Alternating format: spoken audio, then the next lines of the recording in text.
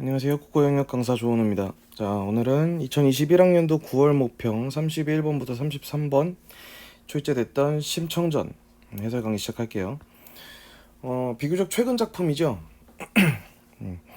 자, 코멘트 먼저 시작하면은 인물 관계는 일단 보통입니다. 대단히 인물이 많이 나오는 작품은 아닌데 그래도 이제 호칭 변화가 되는 부분이 있죠. 언제나 중략 조심해 주셔야 되고, 그 다음에 역시 그 신봉사의 발화. 이제 고전 소설의 중요한 포인트죠. 그 중요한 사건의 경위, 혹은 중요한 인물의 심리를 전달하려고 할 때 인물의 발화가 좀 길게 펼쳐지는 부분이 있어요. 그 부분들은 좀 차근차근 읽어주셔야 되고, 심청전이야 흥부놀부, 춘향이랑 더불어서 익숙한 캐릭터입니다. 그리고 유명한 장면입니다. 자, 그래도 방심하지 말아야 한다는 거, 자, 기억하시고, 자, 보기가 좀 깔끔한 보기가 나왔죠. 그래서 보기의 정보를 잘 정리를 하셔야 될 것 같고, 문제 난도는 평이하다 하겠습니다. 얘기할 선지들이 몇 가지 있기는 한데, 문제 난이도 자체가 그리 어려운 작품은 아니었지. 자, 바로 지문으로 들어갈게요. 자, 심청이왈. 바로 인물 잡아줍시다. 나는 이 동네 사람이러니 우리 부친이 있고 앞을 못 봐가 지금 심청이 부친의 상황이고요. 그래서 공양미 300석의 지성으로 불공하며 눈을 떠보리라 하되, 근데 가난해서 장만할 길이 없어서 내 몸을 팔려고 한다라는 게 지금 심청이의 상황입니다. 자, 뱃사람들이 이 말을 듣고 효성이 지극하나 가련하다. 자, 불쌍하긴 한데 하며 허락하고, 즉시 쌀 300석을 몽운사로 보내고 금년 3월 15일에 배가 떠난다 약속을 한 거죠. 하고 가건에 심청이 부친께 공양미 300석 이미 보냈으니 이제는 근심치 마옵소서 했고, 신봉사가 깜짝 놀라겠지. 너 그게 웬 말이냐. 심청같이 타고난 효녀가 어찌 부친을 속이랴마는 어찌할 수 없는 형편이라 잠깐 거짓말로 속여 대답하길. 자, 그럼 요게 거짓말이란 얘기죠. 심청이의 이 발어가 거짓말이다. 장승상댁 노부인이 일전에 장승상댁 노부인이 있나봐요. 수양딸로 삼으려 했으나 차마 허락지 않았는데, 지금 공양미 300석을 주선할 길이 전혀 없어서 이 사연을 노부인께 여쭈니까 쌀 300석을 내어주시기에 수양딸로 가기로 했다 라고 거짓말을 했고, 신봉사는 물색 모르고 이 말을 반겨듣습니다. 그렇다면 고맙구나. 그 부인은 일국 재상의 부인이라 아마도 다르리라. 국무총리 부인이라 역시 다른 거구나 라고 하는 거죠. 복이 많겠구나. 저러하기에 그 자제 삼형제가 벼슬길에 나아갔으리라. 그러하나 양반의 자식으로 몸을 팔았단 말이 이상하다마는 아무튼 장승상댁 수양딸로 팔린 거야 관계하랴 라고 했으니까, 장승상댁 수양딸로 팔린 거야 이상하긴 한데 그쪽이면 괜찮지 라는 거죠. 괜찮지. 언제 가느냐. 다음 달 보름에 데려간다 하더이다. 매우 잘 됐다. 심청이 그날부터 곰곰이 생각하니, 자, 눈 어두운 백발 붙인 영영 이별하고 죽을 리가, 사람이 세상에 나서 15세 중이네요. 죽을 일이 정신이 아득하고 이래도 뜻이 없어 식음을 전폐하고 근심으로 지내더니 다시금 생각하되, 엎질러진 물이요 쏘아놓은 화살이다. 이거 이제 어쩔 수 없다. 돌이킬 수 없다. 자, 그래서 이러다가 안 되겠다. 내가 살았을 때 부친 의복 빨래나 하리라. 자, 이제 마지막으로 해야 할 일이 뭔 거야? 빨래야. 하고 춤추의복 삼칫 겹것, 하적의복 한상고이 바가지어 들여놓고, 동절의복 소물로 보에 싸서 동에 넣고, 청목으로 가끔 접어 가세 달아 벽에 걸고, 망건 꾸며 당주 달아 걸어두고, 행선날에 세어보니 하룻밤이 남은지라. 자, 방금 읽은 부분 길게 고민하면서 읽을 거 아니죠? 판소리계 소설의 특징 중에 하나, 장면의 극대화가 있고, 그 다음에 같은 상황 다른 표현 열거되는 부분들이 있죠. 그 부분이라고 잡아주시면 되겠고, 자, 밤은 깊어 삼경인데, 자, 시간적 배경이고요. 은하수 기울어졌다. 촛불에 대하여 두 무릎 마주 꿇고 머리를 숙이고 한숨을 길게 쉬니, 한숨도 심리를 나타냅니다. 아무리 효녀라도 마음이 온전하겠냐. 아버지 버성이나 마지막으로 지으리라 하고 이제 바느질입니다. 바늘에 쉬를 끼어드니 가슴이 답답하고 두 눈이 침침, 정신이 아득하고 하염없이 울음이 간장으로부터 솟아나니 부친이 깰까 크게 울지도 못하고 흐느끼며 얼굴도 대보고 손발도 만져보고 아빠 이제 나 가요 뭐 이런 거죠. 자, 중략입니다. 다시 적응할 준비해 주시고 황후 인물 다시 잡습니다. 황후 누구지? 자, 아직은 확인할 수 없어요. 반기시사 가까이 입시하라 하시니 상공이 명을 받아 신봉사 나왔네. 또 손을 끌어 별전으로 들어가 있어 신봉사 아무란 줄 모르고 겁을 내어 걸음을 못 이겨 별전에 들어가 계단 아래 섰으니, 자, 겁을 내고 있는 상황입니다. 신명인의 얼굴은 몰라볼래라. 백발은 소소하고 황후는 3년 용궁에서 지냈으니 부친의 얼굴이 가물가물하여 물으시길. 아, 자, 여기 부친이란 호칭이 중요하겠네요. 그렇죠?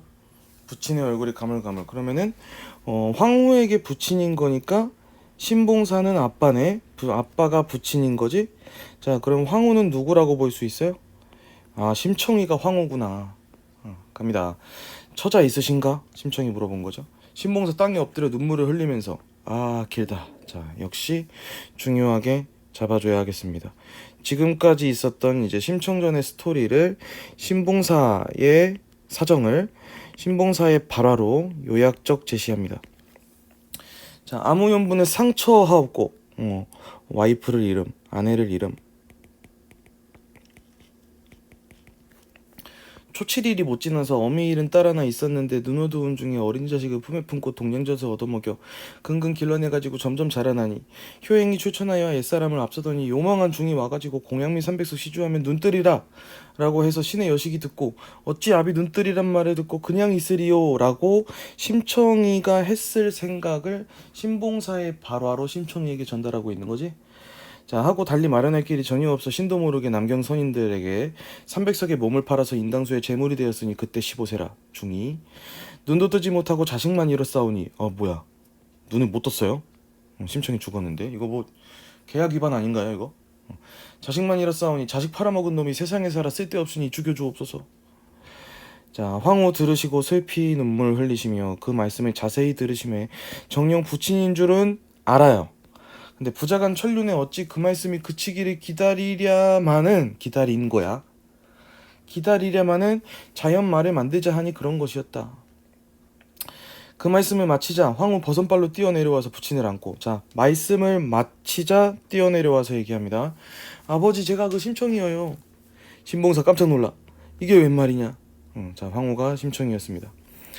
하더니 어찌 반갑던지 뜻밖의 두 눈에 딱지 떨어지는 소리가 나서 두 눈이 활짝 밝았으니, 자, 아주 극적인 부분이죠. 개안을 하는 부분입니다. 이렇게 두 눈이 활짝 밝았으니 그 자리 맹인들이 신봉사 눈 뜨는 소리에 일시에 눈들이 희번떡 짝짝 까치 새끼 밥 먹이는 소리 같더니 뭔 소리야? 무소경이 천지세상 보게 되니 암튼 맹인에게는 천지개벽이라 개안을 했다라는 심청전에서 가장 극적인 부분의 내용이었죠. 자, 바로 문제로 들어갈게요. 자, 기억에 대한 이해로 적절하지 않은 것은, 자, 가겠습니다. 거짓말이야. 거짓말이고요. 적절하지 않은 거 심청이가 앞에서 한 거짓말의 발화 한번 보겠습니다. 상황을 잡으시면 됩니다.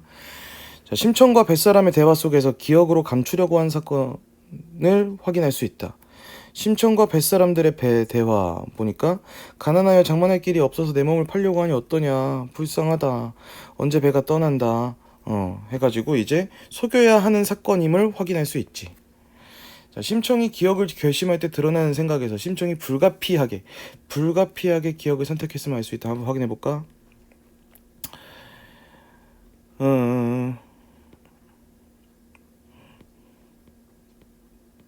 네. 자, 그래서 심청이 기억을 결심할 때 드러나는 생각에서, 자, 가난하여 장만할 길이 없어 내 몸을 팔려고 한다 라고 했고, 이제 부친에게 거짓말을 하죠. 자, 그리고 여기 보시면 어디 있었는데,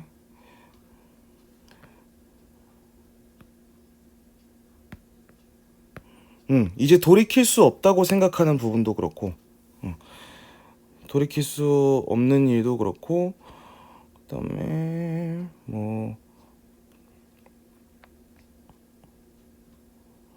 어찌할 수 없는 형편이라, 이 부분에서 확실하게 확인할 수 있겠네요. 자, 그래서 어찌할 수 없는 형편, 피할 수 없음 이라고 얘기한 데서 불가피를 잡아주시면 되겠습니다. 맞는 말이고, 그 다음 거짓말을 전후하여 진행된 심청과 신봉사의 대화에서 거짓말에 등장하는 인물이 신봉사에게 낯설지 않은 존재임을 알 수 있다. 거짓말에 등장한 인물이 누굴까요? 아마도 장승상댁 노부인인가봐. 근데 장승상댁 노부인 이야기를 할 때 지금 그 부인은 일국재상의 부인이라 라고 신봉사가 얘기하는 부분이 있기 때문에, 자, 신봉사에게 낯설지 않은 존재 확인할 수 있고요. 기억에 등장하는 인물은 장승상댁 부인이라고 하겠습니다. 자, 신봉사가 거짓말을 듣고 보인 반응에서 기억이 신봉사에게 의심 없이 받아들여졌음을 확인할 수 있다. 이게 작년 구평에서 조금 논란이 됐었던, 이의제기가 실제로 나왔던 부분이긴 해요. 자, 일단 이거 틀린 분들 5번을 왜 그냥 넘기냐고.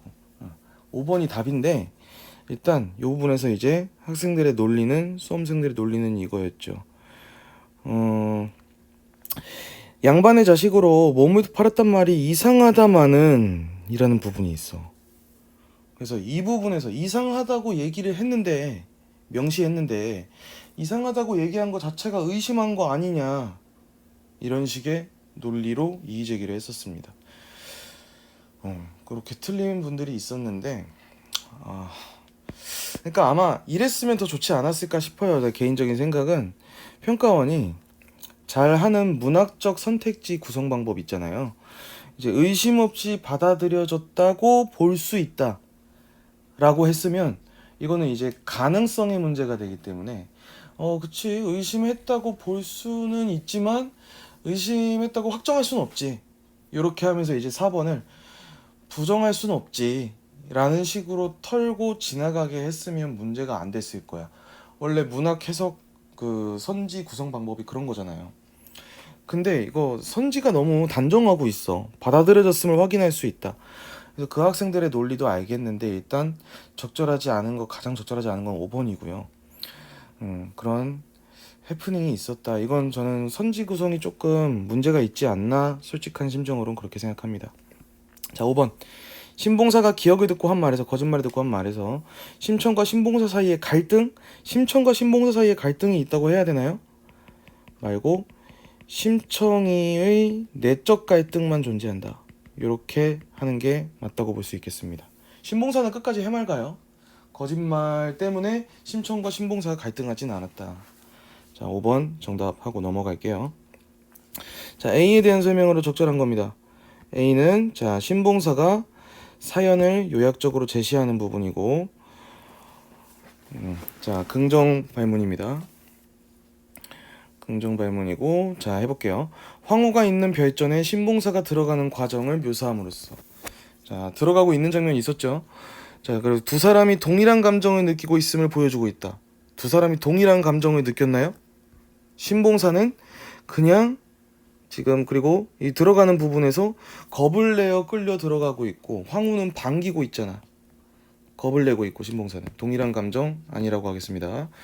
신봉사에게 가족에 관한 질문을 함으로써 했죠. 황후가 신봉사의 정체를 확인할 수 있는 계기가 마련되고 있다.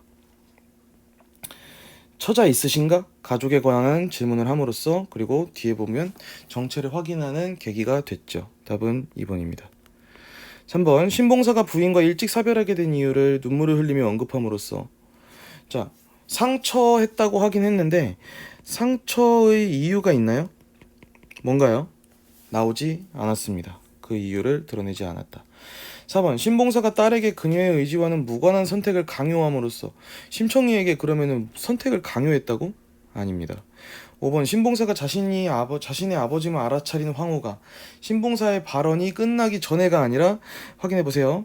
말을 마치자, 그 말씀을 마치자 이제 딸임을 밝혔습니다. 자체가 심청이라고. 자, 넘어갈게요. 66번이 아마 좀 정보에 매몰됐던 것 같아요. 그래서 오답률이 그리 높지는 않았고, 틀리신 분들은 보기 정보 처리만 잘 하셨으면 될 것 같아요. 자, 보시면 심청전은 효의 실현 과정에서 다양한 모순적 상황이 발생한다. 심청이 효를 실천하기 위해 자기 희생을 선택했죠. 정작 부친 곁에 남아있지 못하게 되는 건 심청의 효행으로 인한 모순적 상황이다. 첫 번째, 심청의 효행으로 인한 모순적 상황.